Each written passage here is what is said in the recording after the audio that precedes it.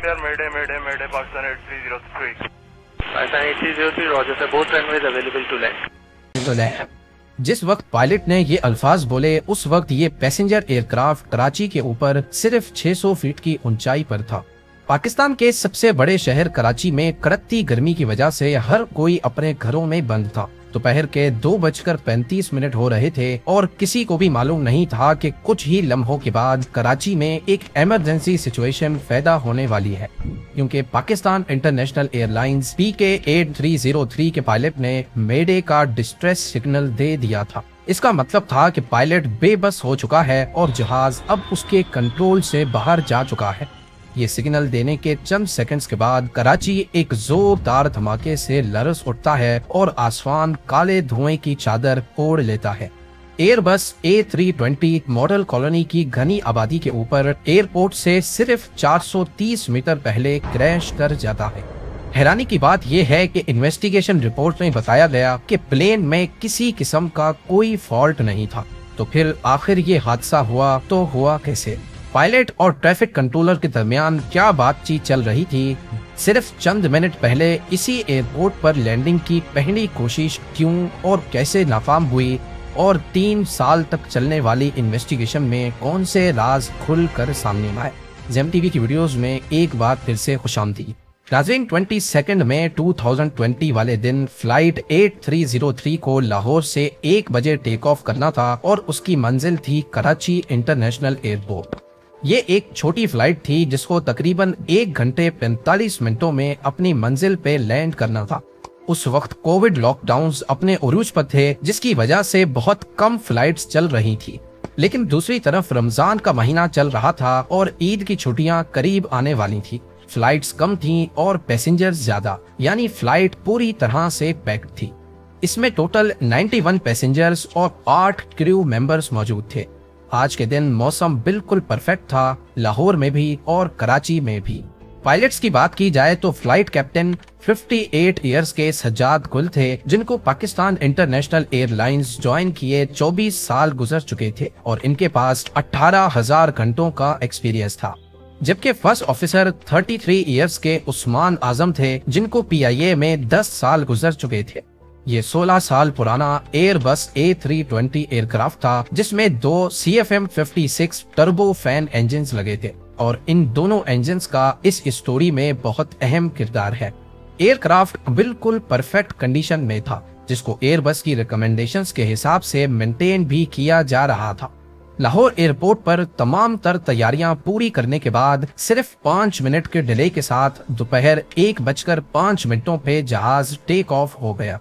कुछ देर बाद flight 8303 34,000 feet की बुलंदी पर पहुंच चुकी थी, जिसको क्रूजिंग एल्टीट्यूड कहते हैं, और अगले 45 मिनटों तक इसे इसी एल्टीट्यूड पे रहना था। क्रूजिंग एल्टीट्यूड पे पहुंचते ही केबिन क्रू ने दोनों पायलट्स को स्नैक्स ऑफर किए, लेकिन क्योंकि उन्होंने रोजा रखा हुआ था तो उन्होंने मना कर दिया। क्रूजिंग के दौरान पायलट ने जहाज को ऑटो पायलट पे रखकर इधर उधर की बातें शुरू कर दी। 1:24 पे जहाज नवाब शाह को क्रॉस कर रहा था और इसी वक्त उसको कराची कंट्रोल टावर के साथ कनेक्ट कर दिया गया। यानी पिछले कंट्रोल टावर का काम हुआ खत्म, अब आगे की जिम्मेदारी कराची टावर की थी। कराची कंट्रोल ने पायलट्स का वेलकम किया और उनको डायरेक्ट मकली पहुंचने का कहा। नॉर्मली इस रूट पर उड़ने वाले जहाज नवाब शाह पहुंचकर कराची टावर से कंफर्म करते हैं कि उनको किस रूट से कराची आना है। नवाब शाह से कराची के कई रूट्स मौजूद हैं, जिनमें शामिल हैं नवाब शाह 2A, नवाब शाह 2B और नवाब शाह 1C। 2A वाला रूट हैदराबाद के करीब से गुजरकर किंजर लेक के पास पहुंचकर राइट टर्न होता है और फिर सीधा कराची एयरपोर्ट तक जाता है। 2B वाला रास्ता नवाब शाह से सीधा कराची की तरफ आता है और फिर एयरपोर्ट से 28 किलोमीटर या फिर 15 नॉटिकल माइल्स पहले मकली के मकाम से लेफ्ट होकर एयरपोर्ट की सीध में आकर दोबारा राइट जाता है। और तीसरा रास्ता है 1C, ये नवाब शाह से सीधा मकली के मकाम तक जाता है। ये तीनों रास्ते फ्लाइट के कंप्यूटर में भी रिकॉर्डेड होते हैं, यानी नवाब शाह से जो भी रास्ता असाइन किया जाता है पायलट्स ये अपने फ्लाइट कंप्यूटर में सेव कर लेते हैं और फिर ऑटो पायलट खुद ही अपना एल्टीट्यूड और स्पीड कम या ज्यादा करता है। अब यहाँ नोट करने वाली बात यह है कि PIA फ्लाइट 8303 को पहले नवाब शाह 2A का रास्ता असाइन किया गया था, जो कि दिखने में ज्यादा बड़ा रास्ता है, लेकिन बाद में पायलट के जोर भरने पर उनको डायरेक्ट मकली पहुंचने की इजाजत दे दी। क्योंकि पेंडेमिक का दौर था और फ्लाइट्स का रश नहीं था, इसी वजह से कंट्रोलर ने भी उनको डायरेक्ट मकली पहुंचने की परमिशन दे दी। लेकिन पायलट से गलती ये हुई कि उन्होंने इस शॉर्टकट को फ्लाइट मैनेजमेंट कंप्यूटर में सेव नहीं किया। यानी कंप्यूटर समझ रहा था कि नवाब शाह 2A का रास्ता सिलेक्टेड है, जबकि असल में वो 1C से आ रहे थे। नवाब शाह पे जहाज की ऊंचाई 34,000 फीट थी, 34,000 फीट, और मकली वे पॉइंट पर यानी कराची एयरपोर्ट से 28 किलोमीटर पहले जहाज को 60,000 फीट तक होना चाहिए था। अब जाहिर है जहाज फौरन तो 34,000 से 7,000 पे नहीं आ सकता, तो इसको नवाबशाह से मकली के दरमियान रास्ते में ही आहिस्ता आहिस्ता अपना एल्टीट्यूड कम करना होता है। अगर रास्ता लंबा होगा तो एल्टीट्यूड आहिस्ता आहिस्ता कम होगा, और अगर रास्ता शॉर्ट होगा तो एल्टीट्यूड तेजी से कम होगा। फ्लाइट कंप्यूटर में 2A वाला रास्ता सेलेक्टेड होने की वजह से वो एल्टीट्यूड 1000 फीट पर मिनट के हिसाब से कम कर रहा था, जबकि पायलट जहाज को 1C के रास्ते ले आ रहे थे, जिसमें ज्यादा तेजी से एल्टीट्यूड कम होना चाहिए था। इसकी वजह से हुआ ये कि मकली के मकाम पर जहां जहाज को 7,000 फीट पे होना था, वो असल में 10,000 फीट पर था। कराची कंट्रोलर ने जब रेडार पे PK 8303 की ऊंचाई ज्यादा पाई तो पायलट को कहा गया कि आपकी ऊंचाई ज्यादा है, क्या आप आसानी से लैंड कर पाएंगे या फिर मकली पर ही एक गोल चक्कर लगाकर एल्टीट्यूड कम करेंगे। जिस पर कैप्टन ने बोला कि नहीं, हम कर लेंगे, और गोल चक्कर लगाने से मना कर दिया। अभी तक दोनों पायलट्स को इल्म नहीं था कि कंप्यूटर में सेव हुआ रास्ता अलग है और वो दूसरे रास्ते से आ रहे हैं। ये इन्फॉर्मेशन उनके सामने जाहिर थी, लेकिन उस पर ध्यान नहीं दिया गया। मकली के बाद ऊंचाई कम करने के लिए जहाज की नोज डाउन की गई। अब ये तेजी से नीचे आ रहा था, करीब 2400 फीट पर मिनट की स्पीड से, यानी एक मिनट में 2400 फीट कम हो रहे थे, और नोज डाउन होने की वजह से जहाज की स्पीड भी बढ़ गई।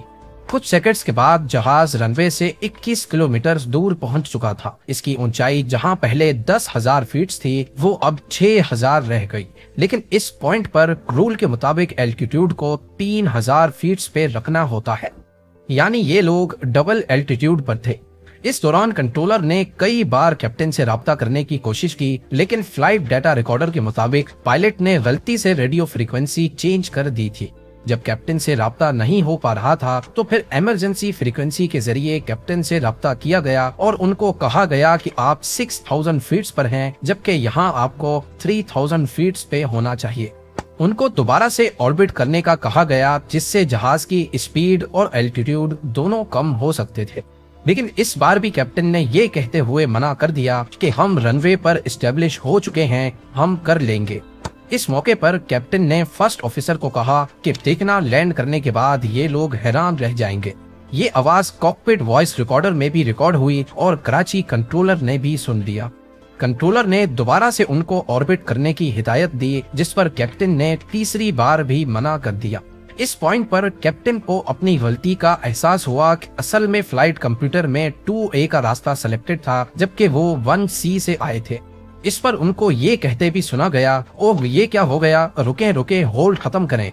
जिस पर फर्स्ट ऑफिसर ने अपना होल्ड खत्म करके कैप्टन को सारा होल्ड दे दिया।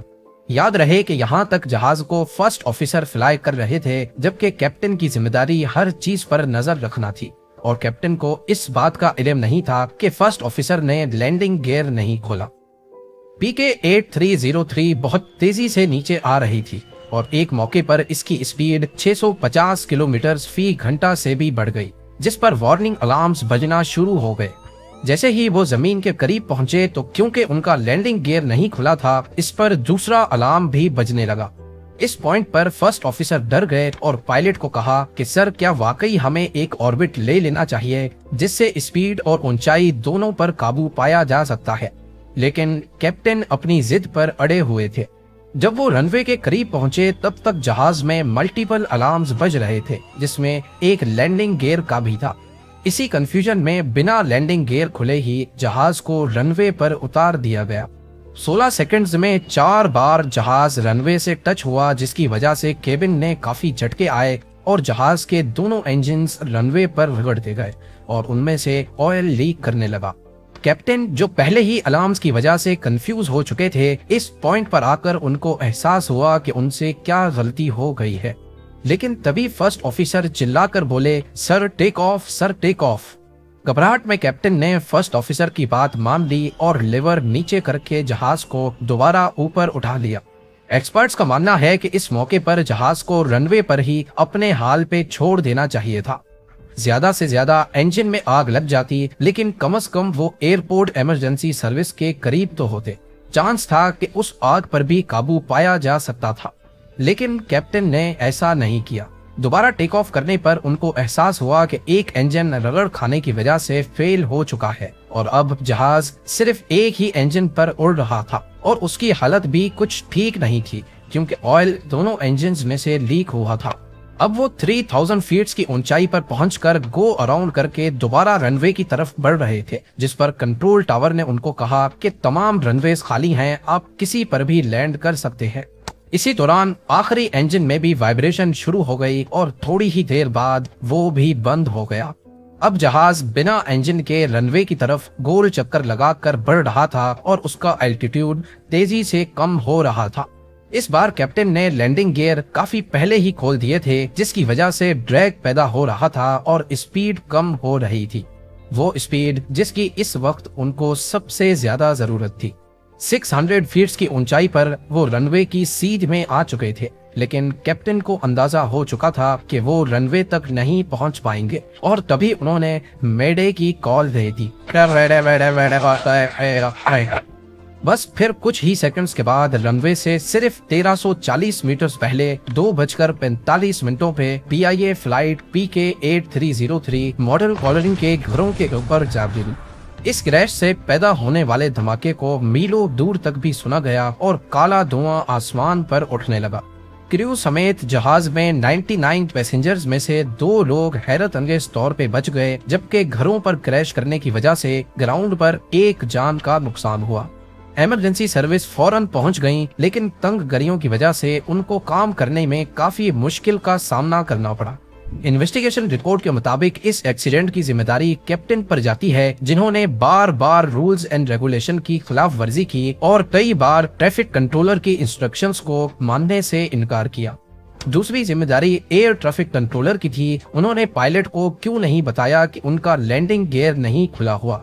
अगर पहले अटेम्प्ट में ही गियर खुला होता तो शायद ये नौबत ही नहीं आती। तीसरी वजह बताई गई कि दोनों पायलट्स उस दिन रोजे से थे, यानी उन्होंने पिछले 7-8 घंटों से कुछ नहीं खाया पिया था। बाद में रोजा रखकर फ्लाइंग करने पर पाबंदी लगा दी गई।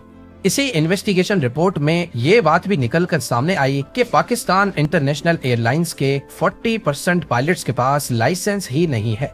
इससे PIA का नॉन सीरियस बिहेवियर जाहिर होता है कि उन्होंने पायलट्स पर सख्ती क्यों नहीं की और क्यों उनको इतनी आजादी दी कि वो पैसेंजर्स की जान दांव पर लगाकर रूल्स की खिलाफ वर्जी करते रहे। उम्मीद है